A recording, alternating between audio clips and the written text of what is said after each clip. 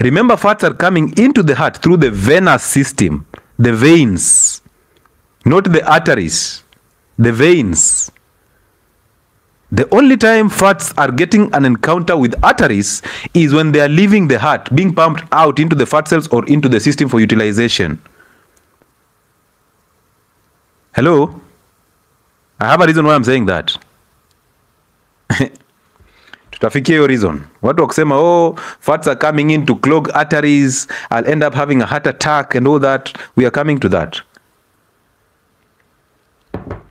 Now, as you're pumping now fats from the heart into the system, lining the blood vessels of the arteries, on the lining of the blood vessels of arteries, there is an enzyme there that is produced by this. There are cells that line the. You remember when I talked about atherosclerosis, I said we have cells that line the arteries or the blood vessels that they are called the endothelial lining, the endothelial cells, right? Those that are actually destroyed by sugar, by seed oils and the wheat, the gluten. Those cells are the ones that are responsible for the production of something called lipoprotein lipase. Lipoprotein lipase. Lipo, lipids, protein, lipid and protein, lipase, the enzyme that breaks down fats. So this lipoprotein lipase, its function is to clip any fats that are coming into the arteries, into the bloodstream. Now, we've left the veins, we are now in the arteries. So it clips the fats. And why is it clipping the fats? It's because it wants the fat to leave the bloodstream and diffuse into the skeletal muscles or into the fat cells. Because for you to actually pump the fats from the blood vessel into the fat cells or into the skeletal muscle so that it can actually be stored there or be utilized there, it must diffuse out of the blood vessel. And the enzyme that is responsible for that process of moving the fats from the bloodstream into the fat cells or into the skeletal muscles, these ones, the biceps, the triceps, the glutes and all that, the enzyme is lipoprotein lipase. It is lining the cells of the blood vessel. So that tells you, if at all you have anything that is destroying the lining of the blood vessels, specifically the arteries. So if you're consuming a lot of seed oils that are highly inflammatory, a lot of sugars in the system, a lot of the gluten, a lot of chemicals that are coming in to actually destroy the integrity of the vessel wall, you are actually limiting the amount of this enzyme that is supposed to help you digest fat or clip the lipids so that they can diffuse from the blood vessel into the fat cells and into the skeletal muscles. That tells you, you will now have fats accumulating in your bloodstream. Now take your mind back. That statement is very intentional, because how dare you blame the fat when the real case is what destroyed the availability of lipoprotein lipase, which is wheat, which is sugar, which is the seed oil, and industrial chemicals, smoking. So therefore, we have this good way of actually coating the unhealthy foods that actually cause us inflammation and then blame the fats. Because they are easy to blame, right? Because they are easy for us to defend. We just say, you know what, these are fats, they're not soluble in blood, they will end up clogging arteries. And because you, the masses, have no information, you're like, yeah. So if I eat the animal fats, the way they solidify on the plate, they're coming in to solidify in my blood vessel. Oh, now I understand. So there is where I'm getting the stroke from. But look at your lifestyle. You have never eaten animal fats. You've never used ghee. You've never used tallow. You tried just once and you didn't like the smell. You tried once, you saw it solidifying on the plate because you are a slow eater. You ate so slow and the food solidified on the plate. And the doctor used that against you to sell you the fear. And quickly you bought the idea because you're so quick to defend the unhealthy foods. You're quick and you said, oh, you know what? Now I don't. Even that is even safer for me because I didn't like the smell. I didn't like the smell. So at least Daktari, we are resonating. We are thinking together. So this one I can actually avoid. So how long have you avoided animal fats, but you still got a stroke? How long have you avoided the animal fats or the saturated fats in the name of cholesterol, in the name of heart attacks, in the name of strokes, but you still got a stroke? Oh, 90% of the people that I attend to that have suffered a stroke or a heart attack, or they have been told they have high cholesterol in the system, they have never used ghee. They have never used tallow. They have never used lard. But they ended up getting a stroke. Are we thinking? Is it time for us to open our heads now? And then you are in this bubble of fear. So if I tell you, you know what, you're supposed to eat 6 to 8 eggs. You know what, you're supposed to eat fats. You're supposed to actually take the fatty meats. You're so scared. Why, Daktari? Why are you saying these things? But the real case is, I'm saying it because it's true. You're supposed to eat fats. Otherwise, how will you absorb the fat-soluble vitamins? How would you absorb other minerals that are coming in with the fat? How will you get enough energy at all, if at all you not eat carbohydrates? Do you get it? Can one use coconut oil to cook? Yes, both deep frying and shallow frying. Coconut oil is actually part of the saturated fats. So now, after you've taken these carbohydrates, the glucose and the amino acids into the liver will actually, we call it assimilation or metabolism. So it will metabolize this. And we have different pathways of metabolism. I've already told you that glucose will be metabolized to ATP, the energy, or to stored as glycogen or stored as fat. Amino acids will be converted to glucose. Now, there's something called gluconeogenesis. Gluconeogenesis is basically sourcing glucose from the non-carbohydrate sources. And amino acids play a very good role here. That's why the body does not store proteins. It doesn't know how to store proteins. So if you eat lean meat and you end up overeating your lean meat, the beauty about fatty meat is it will tell you, hey, enough. Because how much fatty meat can you eat in one sitting? Hello? Those of you who love eating fatty meats, how much fatty meat can you eat in one sitting? Can you overeat it? If you eat lean meat, you end up overeating it. You will end up overabsorbing the amino acids. And of course, the amino acids will be used to form neurotransmitters and hormones, the amino acid hormones. The amino acid will be used for structural proteins that will repair the muscles. If you're somebody who works out or you have worn out muscles and tissues, this will be used to actually repair that. Now, excess of the amino acids, the body understands I cannot discard this because I will need it anyway. So the body converts amino acids into glucose and then into fats, and then we store it as fat cells. So imagine that. So as much as you want to eat the lean meat because the doctor has said, you know, fatty meat is a problem, you will end up having excess glucose in the system. So you can actually get to diabetic level by just eating lean meat. You will convert it to glucose and store it in the fat cells. And the body is storing these things in the fat cells, knowing that one day there will be a calamity. You will turn to the fat cells to break down the fats to actually use it for energy. But you are eating every day, 4 meals a day, and still snacking in between. So when do you ever get to burn what you've stored in the fat cells? Some of you eat 5 meals and still snack in between. You're ever hungry. And by the way, when somebody is fat, when you become fat, you don't have any control over eating. Fat people and those people who have a pot belly, you might think they are so full and satisfied, but they are the ones who are most hungry. They will see anything passing them, they want to pick it. They will feel hungry even after eating an hour ago. They'll be yawning in the offices and blaming the cooks. Why is lunch delayed? And then they look at their watch and they realize, oh, we still have 1 hour to go. So when you have that pot belly, you are the most hungry. So now you've taken it to the liver, you've metabolized it to the smallest, again, the smallest component that is going to be pumped into the cells for further digestion. Remember, there's digestion in the cells and metabolism. That is what we call the internal digestion. The external digestion is the one that is coming in all the way to the liver bus. After absorption, going to the liver, now that is internal digestion and into the cells. So remember, in the liver, we do metabolism, we create things that are active and others that are inactive.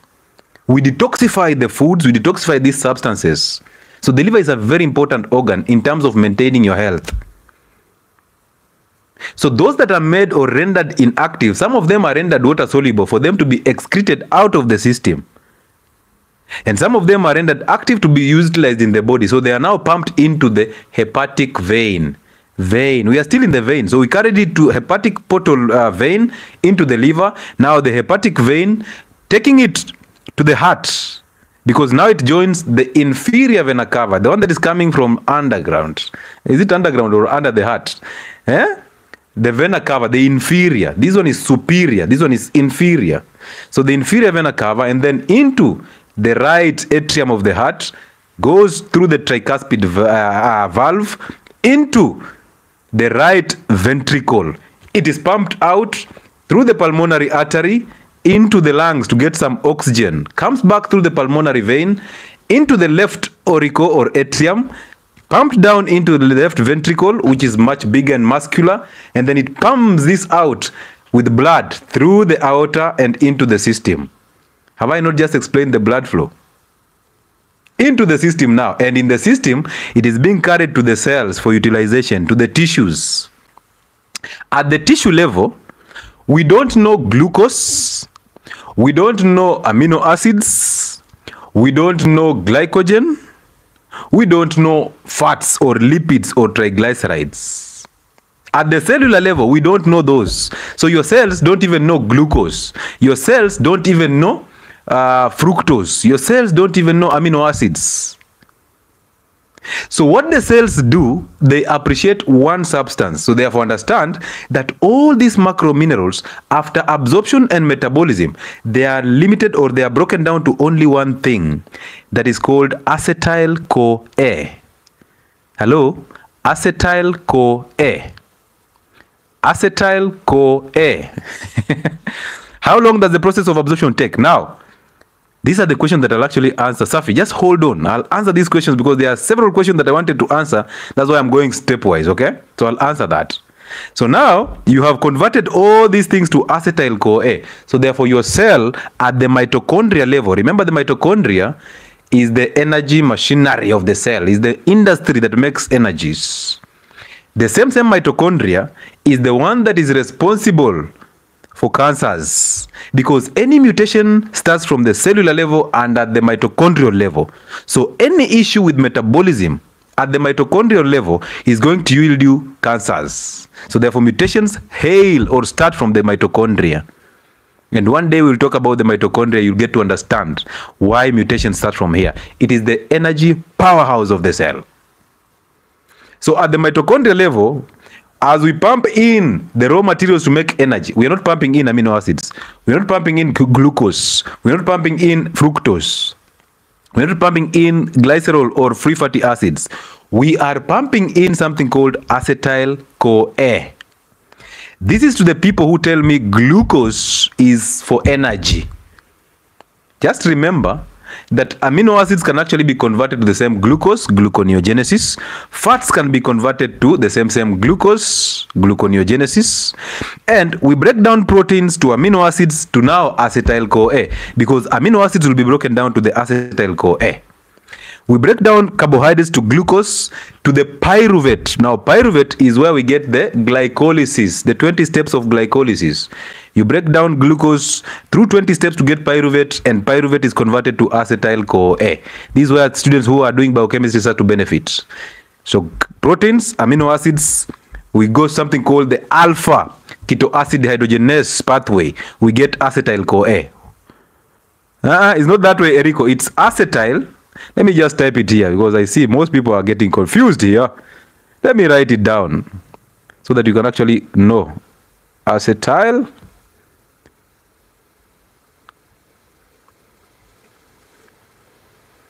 CoA. There we go. There we go. Acetyl-CoA. You see that?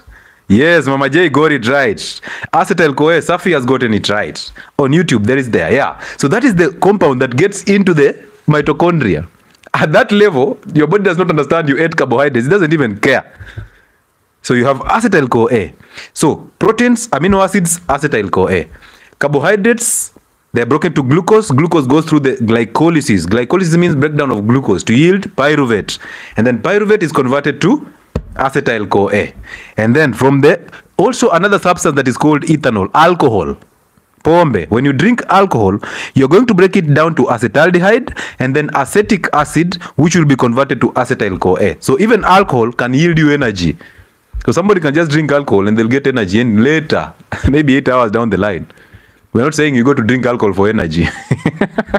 You'll be depressed like crazy. So alcohol can actually take the same pathway. But you see also apple cider vinegar. Did you know apple cider vinegar is basically fermented apples? I've told you alcohol, which is ethanol, will be broken down to acetaldehyde and then to acetic acid and then to acetyl-CoA. Acetic acid is the active component of apple cider vinegar, the ACV. So which means ACV can also be converted to acetyl-CoA and pumped into the mitochondria for energy. You see that? Then fats are broken down to free fatty acids. That is one pathway. The fats are broken down to free fatty acids. There's a process called beta oxidation. Don't even care about cramming those names. Beta oxidation pumps the free fatty acids and glycerol into acetyl-CoA. So we convert fats into free fatty acids and glycerol. Glycerol can be converted again to pyruvate and then goes back to acetyl-CoA into the cycle, into the mitochondria. Also, the fats can be broken down to free fatty acids and then converted to acetyl-CoA, our substrate. And then fats can be converted to ketones. Ketones. Do you understand the method? Do you remember ketogenesis, not ketoacidosis?